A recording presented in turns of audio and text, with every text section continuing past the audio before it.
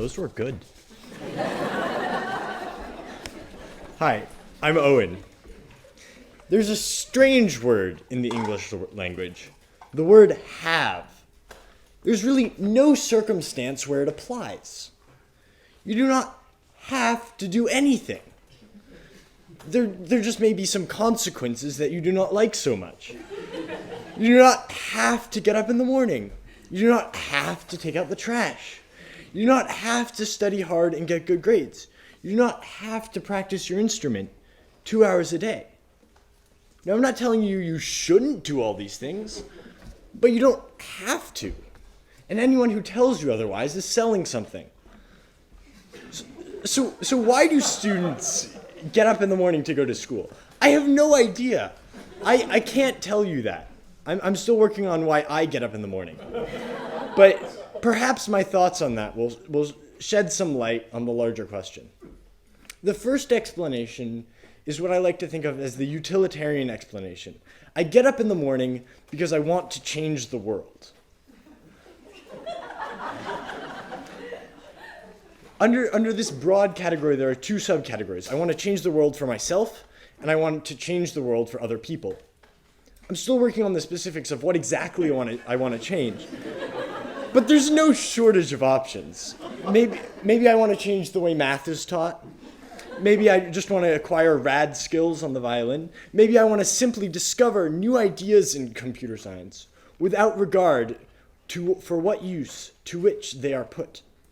In any case, to do any of these things, I have to majorly up my game in problem-solving, communication, organization, and time management, all of which can be learned at school.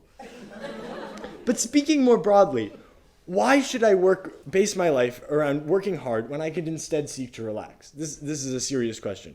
Why? In more philosophical terms, why is creating the perfect work better than creating the perfect life? Or if the perfect life is defined as like a life where you're, relaxed and happy.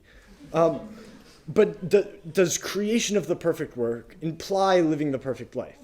The only answer that I've come up with so far is just an empirical one. I get bored when I have nothing meaningful to do. I feel useless.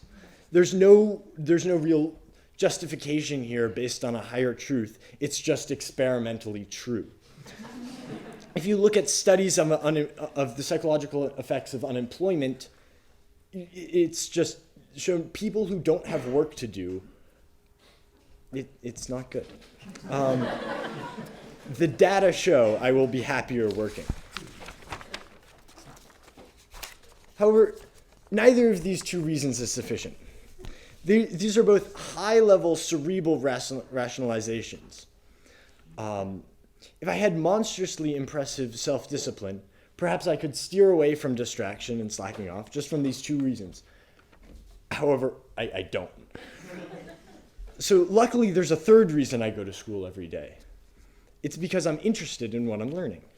Miss Bluestein, an English teacher who incoming students should be very sad to learn has retired from Commonwealth, was once asked by a student, "What's the use of English if I'm just going to become an engineer?" She said back, "You study English so that you will become an interesting person." Somewhere in human nature is a powerful desire to understand complex subjects. We scoff at characters in books for being one-dimensional or predictable. In math, we call proofs elegant or beautiful if they unify complex behavior into a simple whole. Though, note that this is an if and not an only if. I do not claim to completely understand why some theorems are profound. As Rosie was saying, human wonder at mysteries is very difficult to explain. But it's useful for staying focused. To thrive at Commonwealth, you must figure out why you have applied to such a school and why you intend to learn and master the subjects you take. To some extent, you can take guidance from your parents and teachers. In The Hitchhiker's Guide, as Arthur Dent is about to be thrust into the void from a Vogon airlock, He says to Ford Prefect, "You know, it's at times like this, when I'm trapped in a Vogon airlock with a man from Betelgeuse and about to die of asphyxiation in deep space, that I really wish I'd listened to what my mother told me when I was young." Ford responds, "Why? What did she tell you?" And Arthur says, I don't know. I didn't listen." However, your reason for studying hard cannot be because my parents want me to. If you don't figure it out for yourself, it will not be sufficient to convince yourself that the work you put into Commonwealth was worthwhile. To the students of the incoming class, I say, finding your reason will not be short or easy. I suggest you start now.